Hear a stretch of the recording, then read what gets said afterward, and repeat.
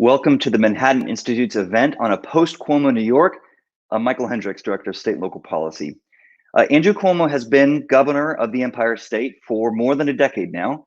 During this time, the state's chief executive has held a firm grip on power in Albany and over the state's Democratic Party, while also becoming a national celebrity during the COVID-19 pandemic. But now, in the face of serious allegations concerning his behavior, Governor Cuomo is under investigation by the state's attorney general, as well as by the legislature, as it considers impeachment proceedings. After enjoying sky-high polling numbers during the pandemic and even winning an Emmy in 2020, this year, the governor's fortunes appear to be falling back down to earth. So what might the future of New York look like post-Cuomo? Well, it's too soon to know exactly where investigations will lead. It's not too early to discuss the political implications of instability and change for public policy and governance at the statewide and local levels. So we have a terrific panel to discuss this question and many, many more.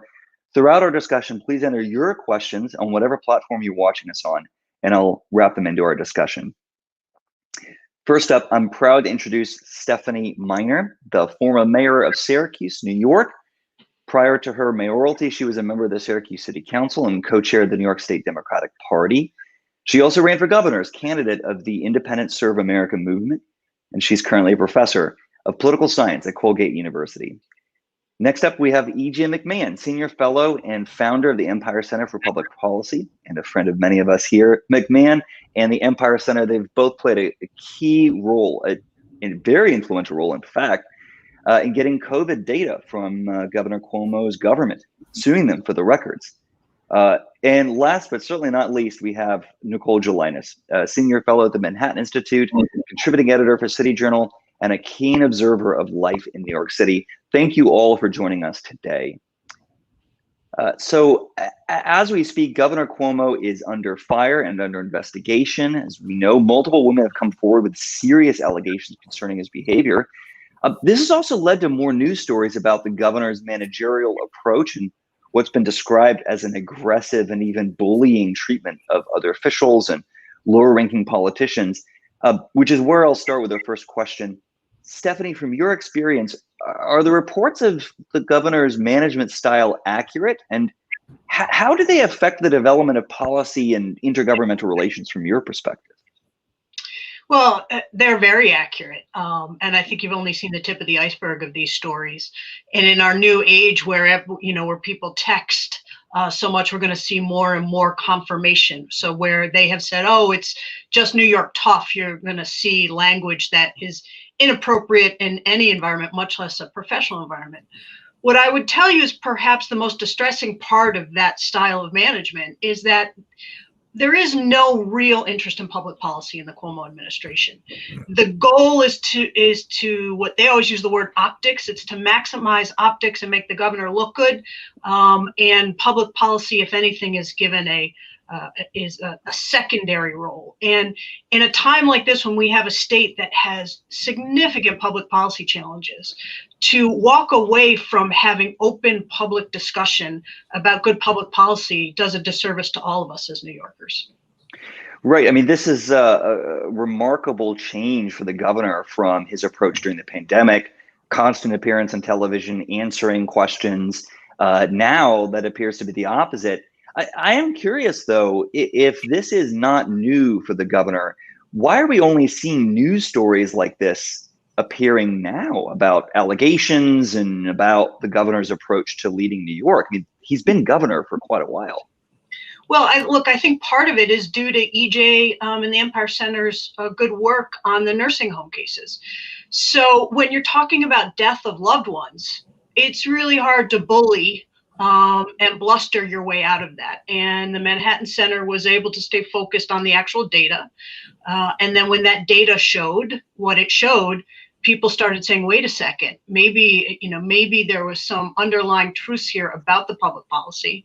And again, it was the string, if you will, the thread that started unwrapping the whole sweater. EJ, I mean, this is a great time to turn to you. I mean, you've not only been a part of the process of releasing a lot of these disturbing figures around nursing home deaths during the pandemic, But you also have a great sense of where things stand in Albany. So question to you, where do things stand in Albany? We have a budget going down that's being negotiated. How will most immediately all of this news affect the process and outcome of those budget negotiations? And then broadly, just give us a sense of where things stand in Albany. What's your sense? What's your feeling there? Well, at first, a quick disclaimer, and I appreciate the compliments of the Empire Center and its role in forcing the release of nursing home data and focusing on that issue. I was not principally involved in that. That was my colleague, Bill Hammond, who's the health policy director of the Empire Center. So I wanted to make sure credit goes where it's due. He's much more involved in that. In terms of where things stand right now, well, this is a really different environment than we're used to say the least. This governor in particular, out of the 5 or so governors that I've watched or paid close attention to in my working life, tends to suck up all the oxygen in the room in a normal time. He's very much a control freak. He very much likes to dominate the news and to dominate the agenda. And now he's dominating it in a way he would prefer not to. The reason that it's a vacuum, meaning there's nothing stepping into it, is that the legislature has actually had something that we hadn't seen for quite a few years until recently, within the past 10 to 15 years. There's been a lot of turnover in the state legislature. There's a lot of members in the legislature who were not there 10 to 15 years ago, including a supermajority that is 2/3 plus 2 seats in the state Senate of Democrats, which there's never been in modern times in both houses. And however, I don't think anybody would contest the view that they are not united and coherent force necessarily, and that the leadership there in both houses, Speaker Hasty and Senate Majority Leader Stuart Cousins, have their hands full just more or less herding the cats that are gathered around them and are not seen as strong, much less dictatorial figures like some of their predecessors were. So with the governor sort of weakened and being and facing a political onslaught and demands for his resignation or for his impeachment, for instance, and being under actual investigation, and not just for sexual harassment allegations, he is now a figure on the defensive, which has never happened since he took office 10 years ago. But there's not like there are other forces moving into the vacuum either. So it's a sort of a confused time. Everything is very much in flux at the moment.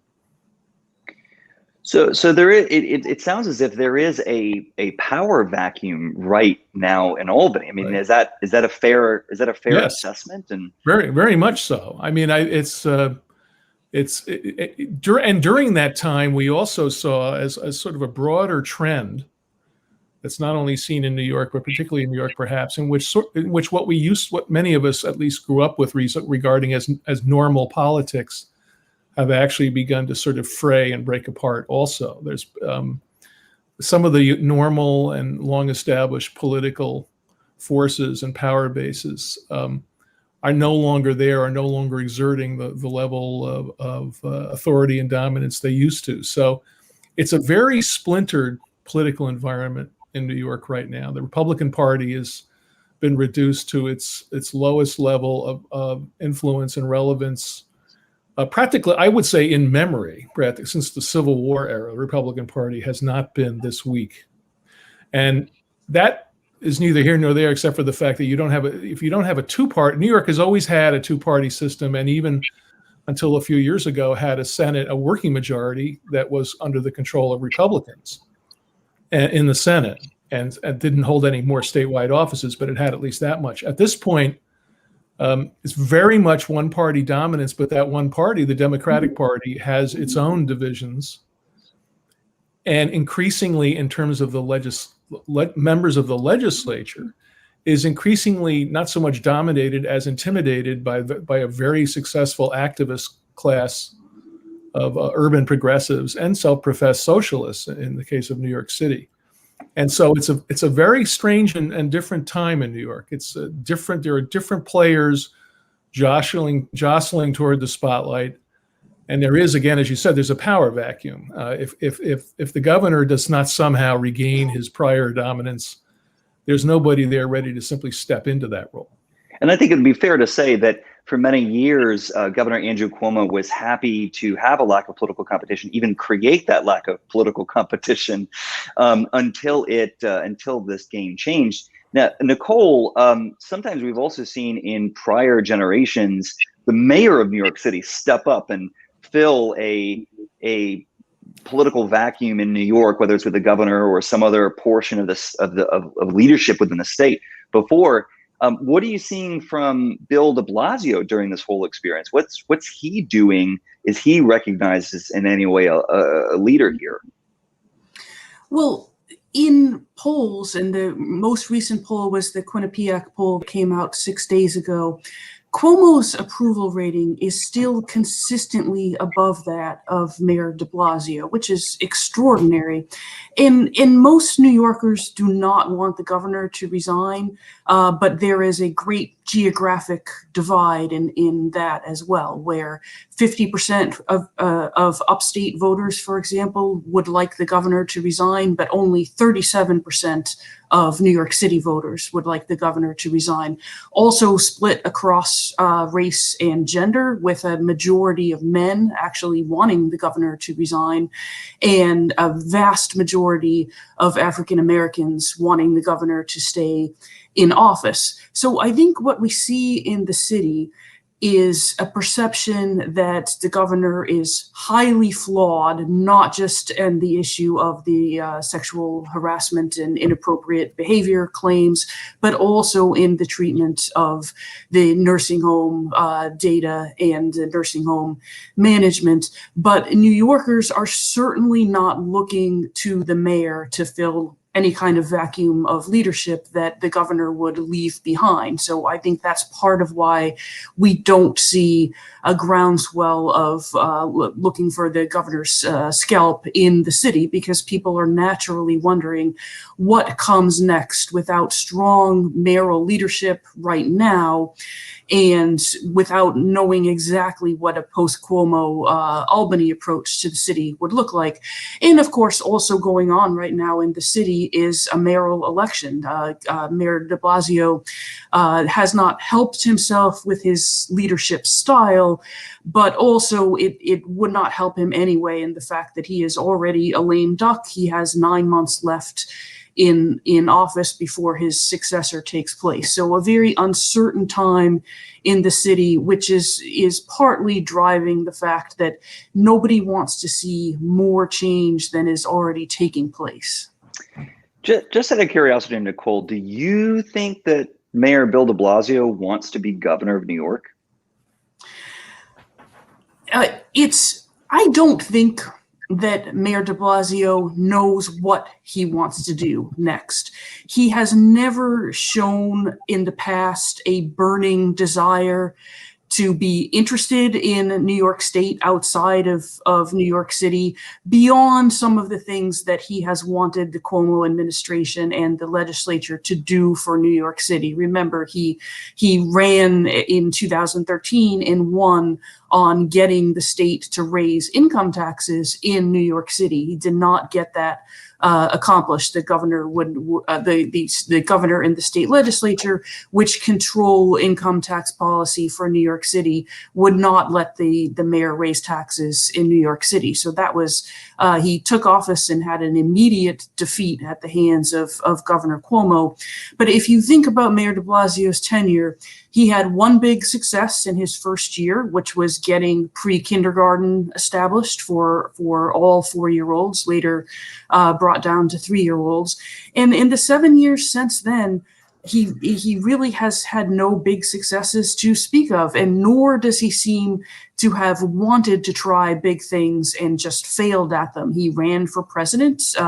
It was only a little bit more than a year ago that he failed at his presidential bid.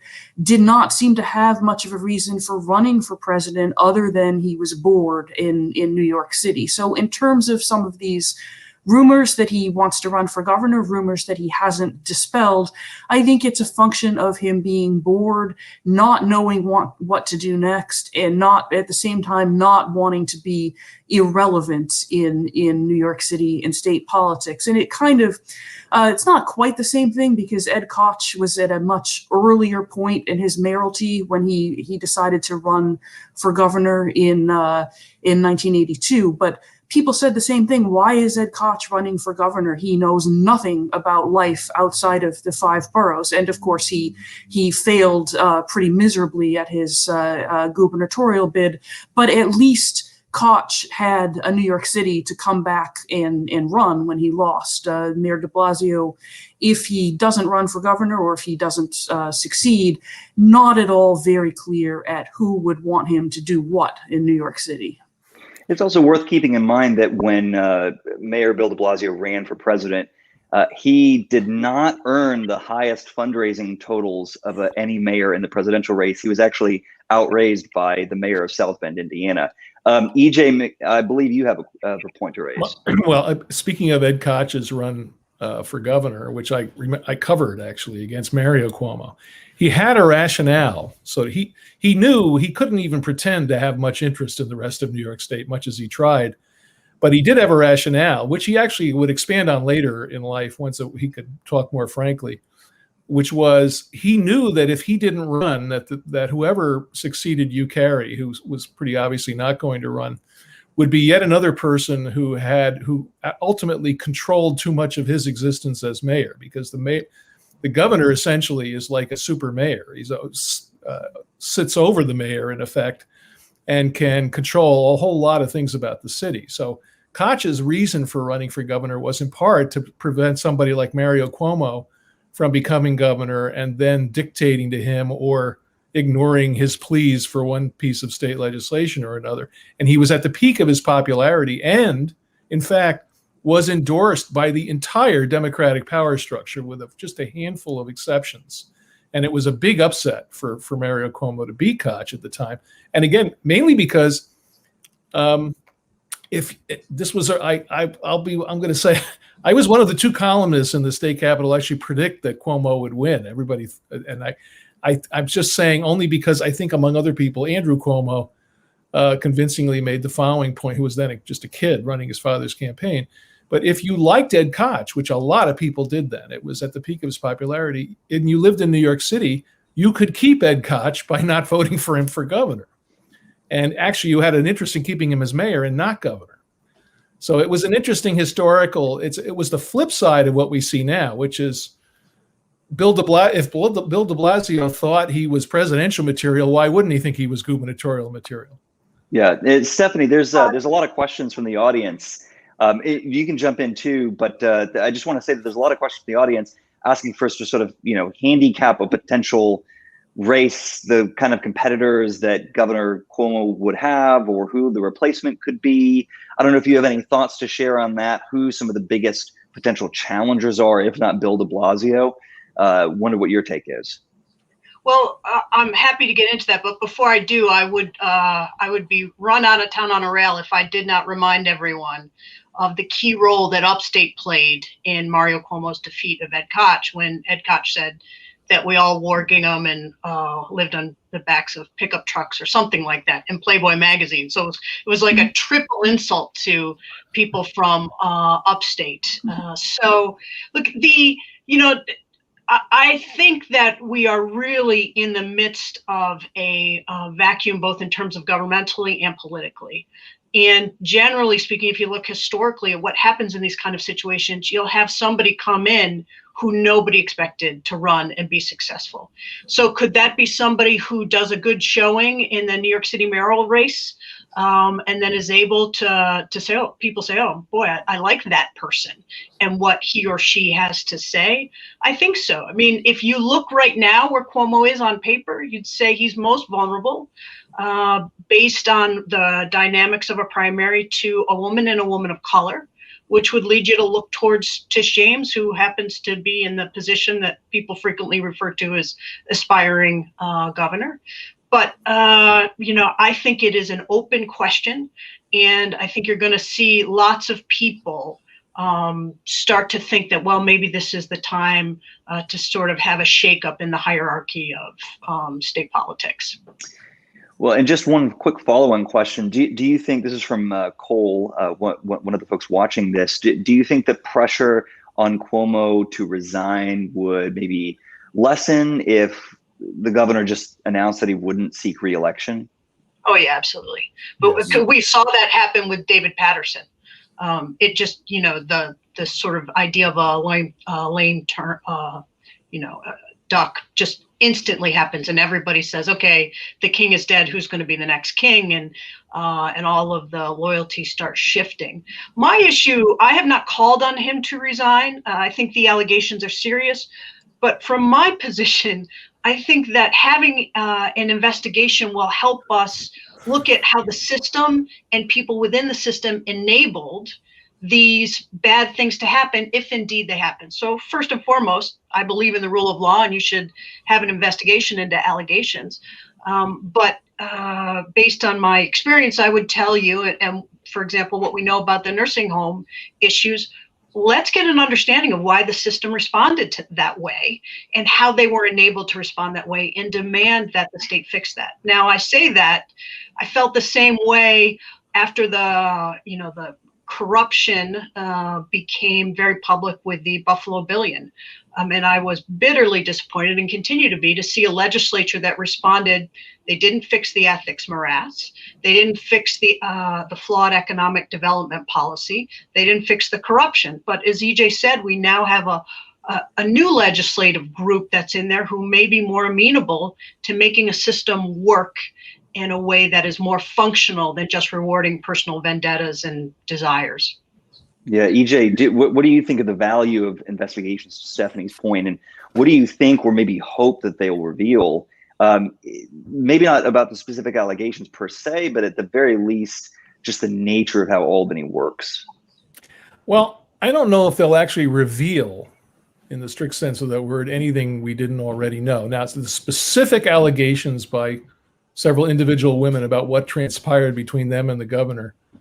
Look, to some degree, other than confirming or not confirming the circumstances of, dates and times that are alleged, there's no way to confirm specifically what he said in private conversations overheard by nobody. So as for the other allegations that have been made about the work environment and the governor's management style, that's something that everybody who knows anything about the way the Cuomo administration, the governor works, has known for a long time. None of that is new. Now, on the nursing home and on the release of the data with the nursing homes, this is very interesting. This is a trademark of the Cuomo administration, starting very early, was in fact, the governor came in promising he was going to deliver what I believe, quote, the actual quote was, the most transparent administration in history, which became something of a running joke, particularly among journalists and among organizations like ours, because in fact, no administration in memory has so systematically engineered a process for stonewalling freedom of information requests of all kinds. It's not just the one defense I can offer in terms of how they handled the data, parsing out nursing home deaths from other deaths in the COVID crisis, is that that's not much differently than they handle any request for information. If any information might conceivably put them or be interpreted as putting them in a bad light, they stonewall. This has been a trade. This is not something I need an investigation to reveal. This is something quite well known to anyone who has any dealings with the Cuomo administration on any subject. And I think that this came a cropper for him because they had gotten away with it for so many years. They thought that in this case, they discerned that there might be some explaining that needed to be done behind the nursing home data when they began to get a look at it internally, and they decided they would sit on it rather than reveal it. Now, by the way, if they had begun revealing more of the data last summer and given their case, explained why they had done what they did and what role they think it played and the fatality rate, the whole thing might have would be over by now, in the sense that the deaths would have occurred, but they would have explained, if they had made an honest effort to appraise how much of the nursing home fatality rate was due to their order to return patients from hospitals to nursing homes, they would have been able to make a case for saying, we made a mistake. It was a thing we did when we thought hospital capacity was the hospitals would not be able to take patients, et cetera. My colleague Bill Hammond has written about this. They could have explained this, not excused it, but said, we made a mistake. And this was a terrible, we have to learn from this. That is not Governor Cuomo's nature on any issue you can think of, to say, I made a mistake, I think we miscalculated. He never does that on any subject. And he's characteristically, he tends to overtalk his main points. He tends to greatly inflate his description of his own accomplishments. He tends to deny facts that are inconvenient and to sort of inflate facts that he prefers to have people pay attention to in support of his own narrative, which, by the way, again, as is being noted more now, may also sound to you like some other politician of recent vintage. And that is this. These are characteristics of Governor Cuomo. And by the way, I personally, and my organization, has been supportive of certain Cuomo policies, very supportive of some of his early administration policies, particularly the property tax cap, which we view as a historic accomplishment. He expanded and supported and defended charter schools, in particular in New York City, against the mayor's attacks to undermine them. This is so I say this as somebody who has complimented the governor and supported policies of the governor that I honestly EJ, right. That's actually a great point, because it brings up something that a lot of the folks in the audience are raising. And Nicole, I want to turn to you on this for your take. And that's the sense that Governor Cuomo, even if you know who he is, maybe because you know who he is, you see him as a potentially vital resource against the progressive forces gathering in Albany, that, he's the bulwark against, wealth taxes coming in and a whole host of other travails befalling New York City. Do you think that that's a fair take, that he's been useful in that sense, and that if Cuomo leaves, that maybe we have something to fear of who or what takes his place? Oh, yes. For his entire 11-year tenure, Cuomo has directed the state budget process. 2 years ago, for example, he got congestion pricing enacted through the state legislature. And it was an example of the governor using his own information asymmetries to control the legislature. And what do I mean by that? Many people thought that January 1st, 2020, that was the date by which congestion pricing had to be in place. That is, New York State would start charging drivers to come into Manhattan below 60th Street. But actually, this was only enabling legislation. It was not mandating legislation. So Cuomo got the full power to enact and pull the trigger on congestion pricing whenever he sees fit. It could be next week. It could be, before all of this happened this year, when many people thought he would be governor for at least another term. It could have been 5 years from now. So he took the full power of a very important New York State policy, but also a New York City policy. When we think about previous attempts to enact congestion pricing, when the Bloomberg administration wanted to do this 13 years ago, this would have been controlled by the city of New York in terms of what are the tolls for people driving in and what is the money spent on. But in this 2019 legislation, Cuomo not only kept when and if this happens to himself, but also seized full control over what is a city asset, the New York City streets, monetized them for the state, and made sure it was the state that would have power over how that money is spent.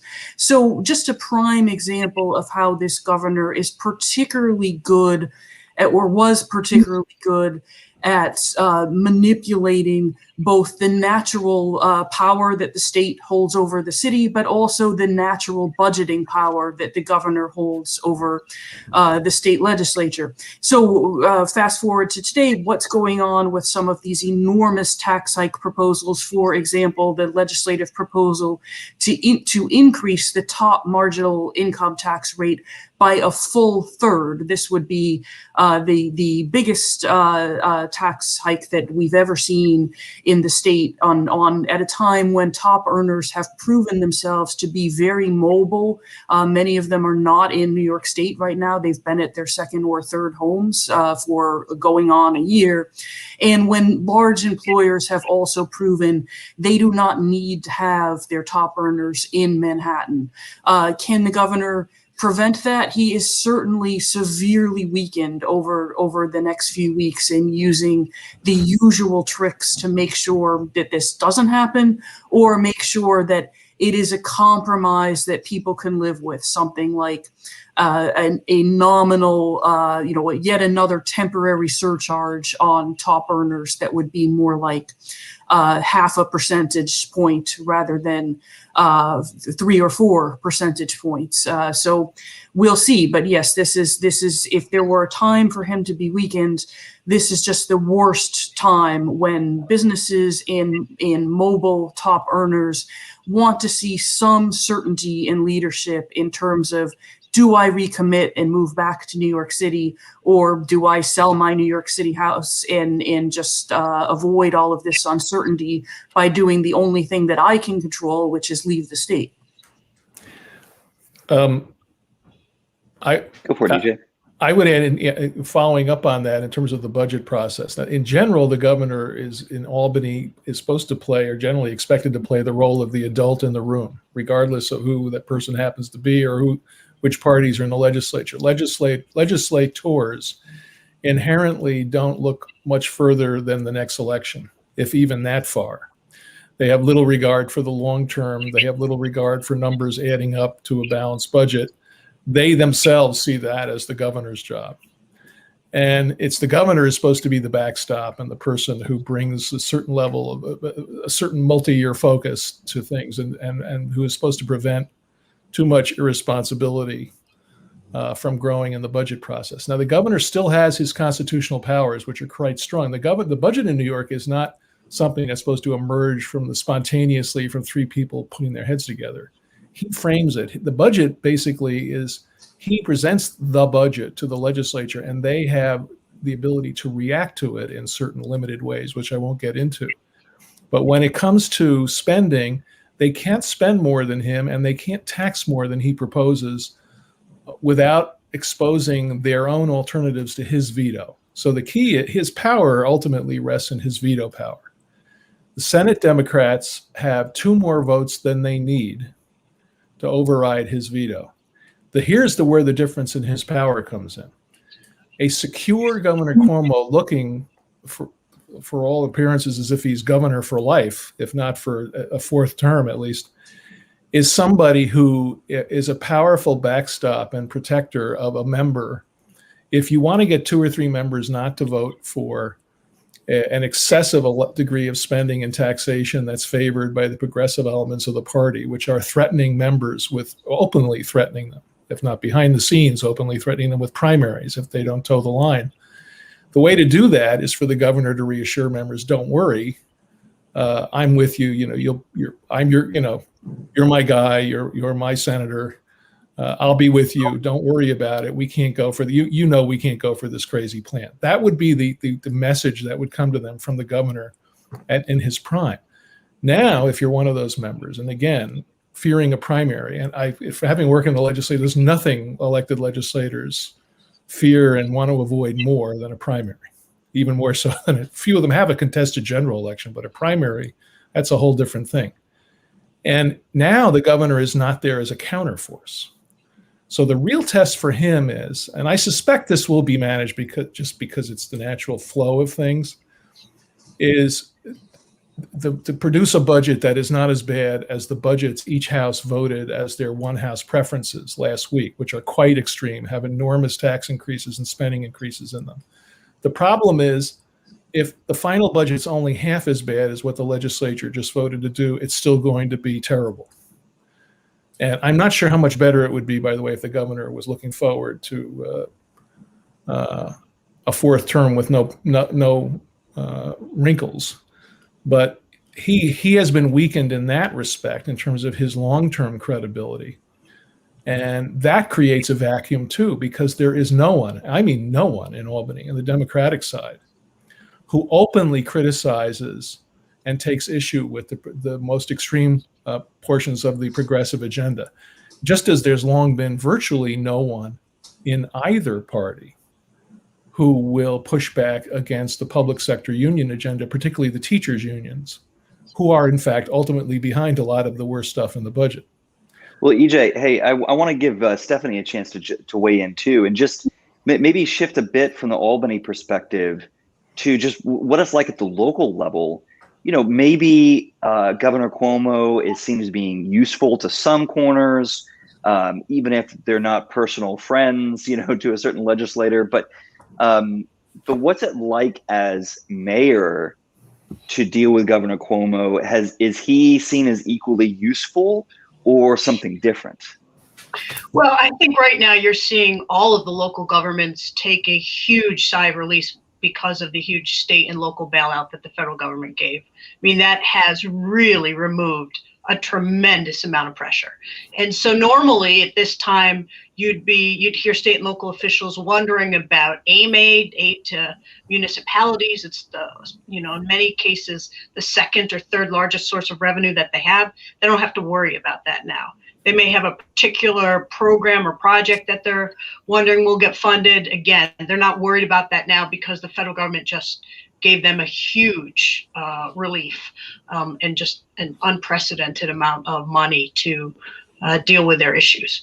I think what you're seeing at the local government level, though, is a recognition of, okay, well, how do we proceed forward? Because just like New York City, there is nothing in a highly regulated, highly taxed state like New York is. There is nothing, virtually nothing, that a local government can do without the state's permission or authority. And so if you have a state that at best is distracted by the governor's fate, then there's just not going to be progress made on any number of initiatives that county executives or mayors, or town supervisors have. So there is a sense that, okay, once again, we will be delving into dysfunction, and the people that we represent and that we see every day in the grocery stores and on our streets are going to say, why does it take so long to get things done? I will say, though, just in going back, though, and I wondered about EJ and Nicole, your position on this. I think the governor tries to have it both ways. I think that there is probably, through the natural progress, a compromise on the tax increase. And then he privately says to constituents, says, hey, you better keep me around, better donate to my campaign, or else look what's coming behind me if you don't. And then he says, to the rest of the state, you need me around to make New York State function. See, it's only because I'm the grown, look at this huge tax increase that they were going to do. Look at all of this crazy stuff that those children are going to do. I'm the adult in the room, and I'm the one who's making sure New York functions, and tries to continue this message of, I'm just focused on my work and I'm just getting the work done. And P.S., I'm the only one who is and who's capable of doing that. Nicole, EJ, what's your take on that?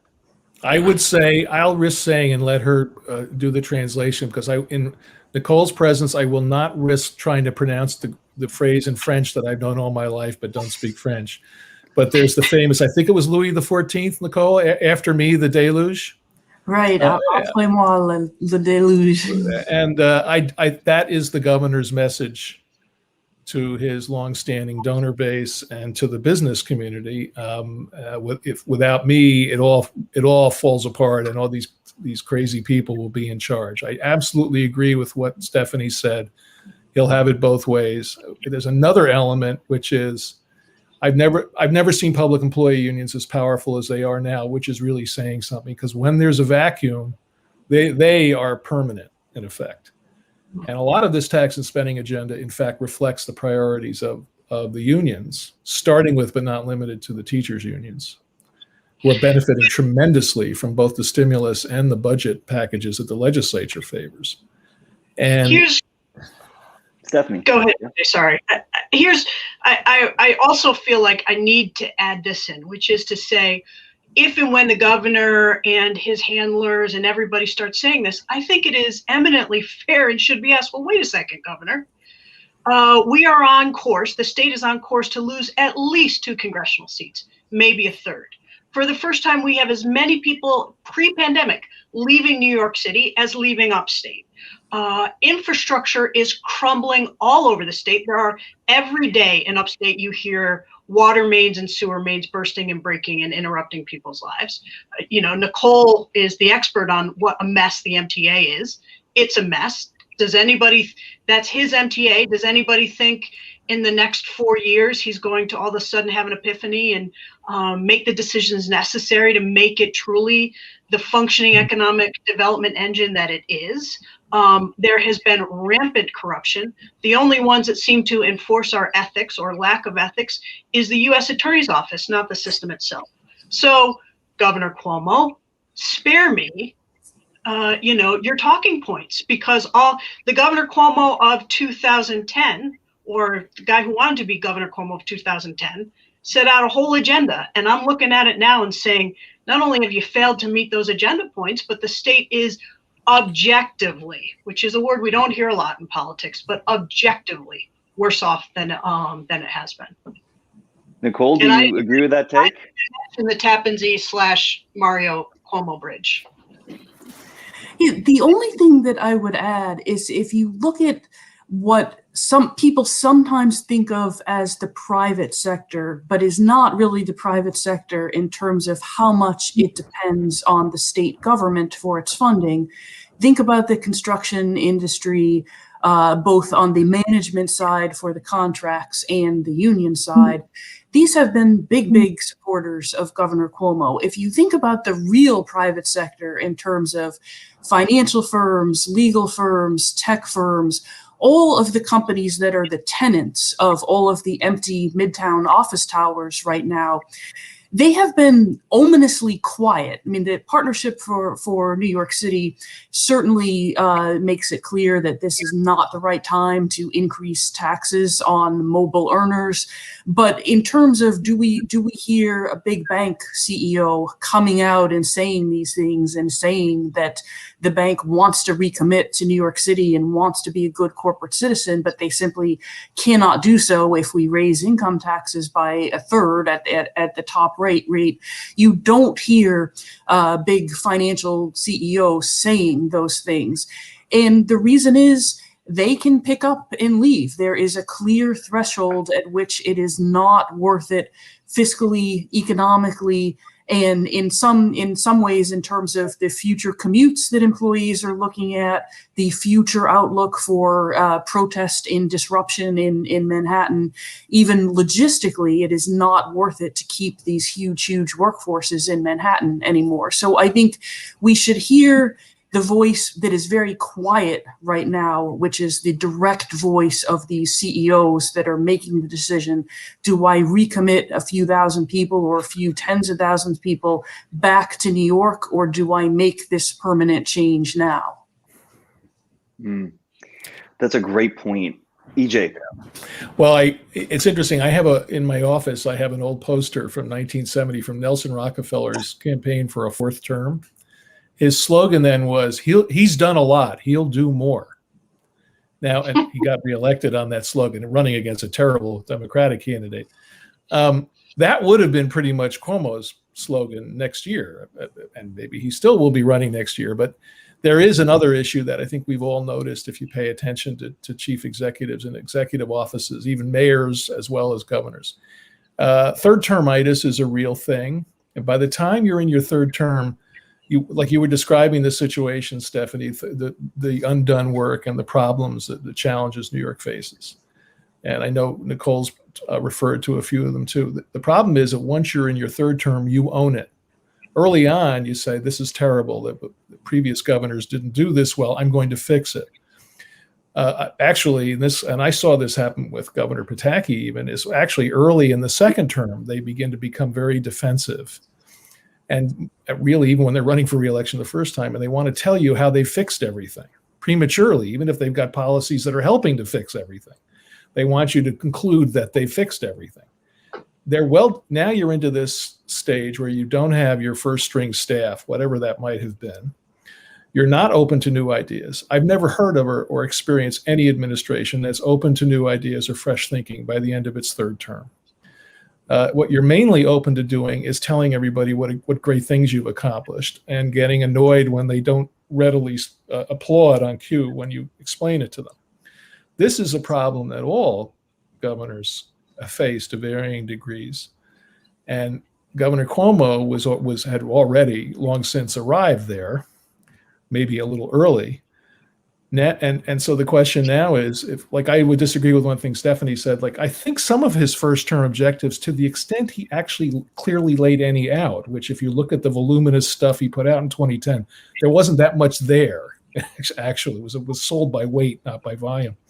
But he did accomplish, his attitude was, I'm going to be Mr. Fix-It. I'm going to be a sense of purpose and control.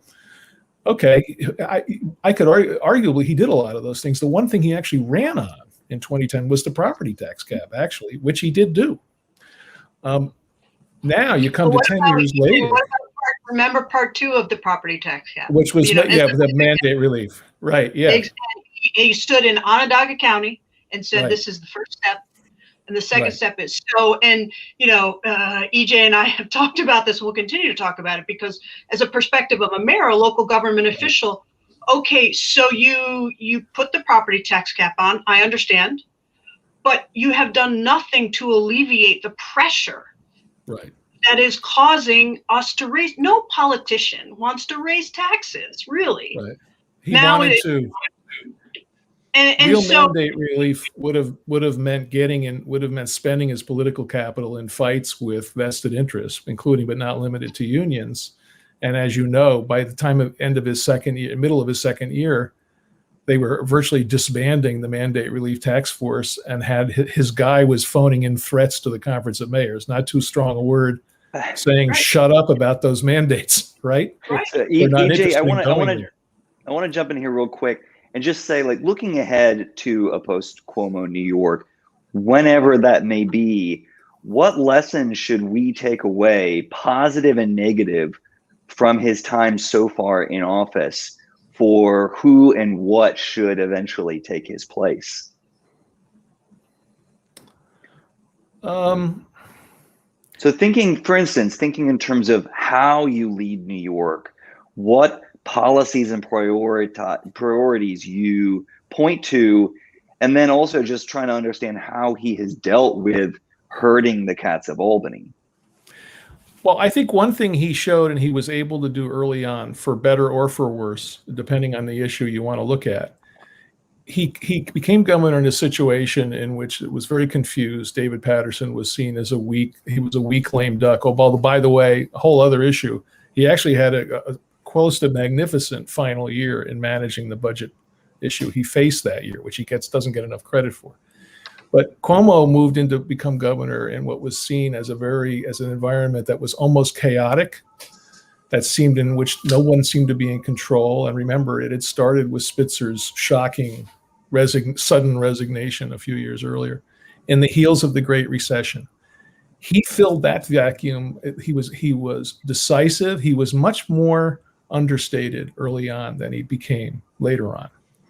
He was more, almost by comparison, a strong silent type compared to now. He did not say nearly as much. He resolutely and very strongly and with great focus pursued an agenda that he accomplished. And he actually showed how a governor could be affected early on. I do think what we learned as time went on is just how alienating and discouraging it is to have the attitude he had, which is, and increasingly in recent years, which is, it's my way or the highway.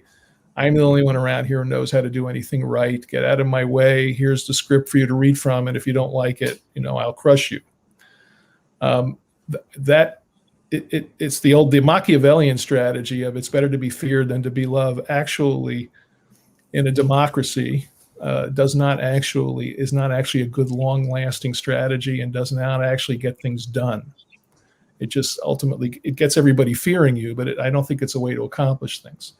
Early on, he was much more effective, and his attitude was different, and his approach, it's hard to remember now. Stephanie, you remember then, I mean, and you would have dealt with him closely as even a vice chair of the party early on. He was somewhat different then, and he was simply a person who had focus and a goal and was determined to get there. And I think that was actually the good example he set. Mm. And I do want to turn to you, Nicole, just to ask a very similar question, but I wanted to turn back to an audience question here for just a moment. EJ, do you think that there will be other, say, financial scandals that will emerge? For instance, Mario Cuomo Bridge, there appears to be issues with it. Maybe there'll be some other kind of shenanigans that are revealed. Do you think that those, do you foresee any scandals appearing in the foreseeable future beyond the ones that we've already seen? I have no idea, which is another way of saying who knows, and maybe yes, maybe no. I do think that I had been getting a sense that the Tappan Zee Bridge was very much a project, as a very big project, which the governor can point to with pride, but which also was clearly rushed to conclusion, and clearly pressure was put on the contractors to get it done in a way that the governor could claim was on time and on budget. And I wouldn't be surprised if more problems or questions emerge, which though the governor's in a position to simply blame on the Thruway Authority, which I would expect fully to happen. I would remind you that the same design build contracting conglomerate that's now in the spotlight or possibly in somebody's sights over the question of whether there were a problem with faulty bolts and prefab bridge plates, is also suing the Thruway Authority for a significant amount of money, hundreds of 800 million, I forget the exact sum, that it says it was not paid for contract change orders and overruns that it incurred while rushing to get the bridge done on the governor's schedule according to the governor's personal preferences. And that is not unbelievable in terms of knowing how the governor works. Nicole, what's your take on what a post-Cuomo New York should look like? Well, in terms of New York City, as we talked about before, we are going to have a new mayor. It is very possible we'll have a new mayor who does not know how to navigate the state legislature nor the governor. It is almost certain that it is better for the green new mayor to be dealing with a new governor rather than be dealing with Governor Cuomo, only because once we have the new man or woman in town, someone who has just won a fresh election and has a fresh mandate, the governor's natural instinct would be to be very clear: you are not in charge of New York City. I am in charge of New York City. So anything when it comes to New York City tax policy, for example, it is striking that when Mayor de Blasio wanted to raise the city income tax, he wanted it to be under the city's control. The city would decide what the top city income tax would be, and the city would decide what to spend that money on. And in all of these new proposals, it would be the state that decides these things, the state effectively asserting a lot more control over New York City's tax base, and the state also deciding how to spend the money. So whenever we see a mayoral candidate, for example, someone like Eric Adams, who's doing quite well in the polls, saying, I want to expand New York City's earned income tax credit to give poorer workers a bigger tax credit, he would need the governor's and the state legislature's permission for that. So the best hope for the new mayor is a new governor who's also just finding his or her feet and is not exactly sure what his or her priorities are and how to handle New York City. And Stephanie, What's your sense of what qualities we should be seeing in the next governor of New York? Again, whenever that may be, what qualities can we take away from the Cuomo tenure to say this is what we want, this is what we don't want, so that we could get a positive, hopeful post-Cuomo New York? Well, look, I agree with what Nicole and EJ have said. The governor has tremendous political skills, and nobody should count him out. I mean, there's a chance that he could run for re-election and could win re-election for a fourth term, which would be very personally important to him. So I think his strength in leadership, whether it was Superstorm Sandy or being able to say, no, we have to renovate the Tappan Zee Bridge, that ability to be decisive and look decisive to fix problems is a very good thing. What I would hope that Governor Cuomo wasn't able to do was to surround himself with people who were deep thinkers, quality thinkers, and come up with new and innovative strategies for how to solve some of these intractable public policy solutions. Because the Cuomo strategy has always been don't think about it as a public policy issue, think about it as a public relations issue.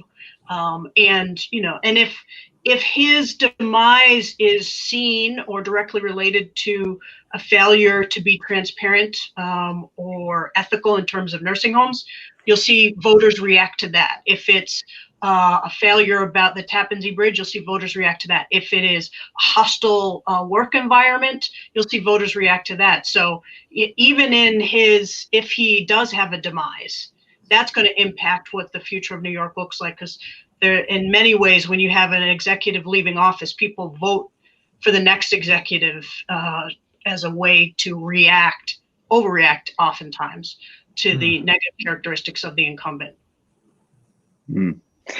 Well, and on that point, I think this is a good point to end. Whatever and whenever there may be a post-Cuomo New York, we've certainly got a good sense of what a Cuomo New York has looked like and what the lessons learned from that tenure has been. Thank you for this important discussion, for being a part of it. Thank you to everybody tuning in. If you like what you saw, subscribe to the Manhattan Institute. You can also go on our website, browse our research. Please also consider supporting the Institute. We're a nonprofit organization. We're dependent upon your support. But most of all, thank you to all of our panelists for being a part of this discussion. We depend on you and your insights. Please be a part of this conversation going forward. Thank you again. Thank you. Thank you. Thank you, Michael.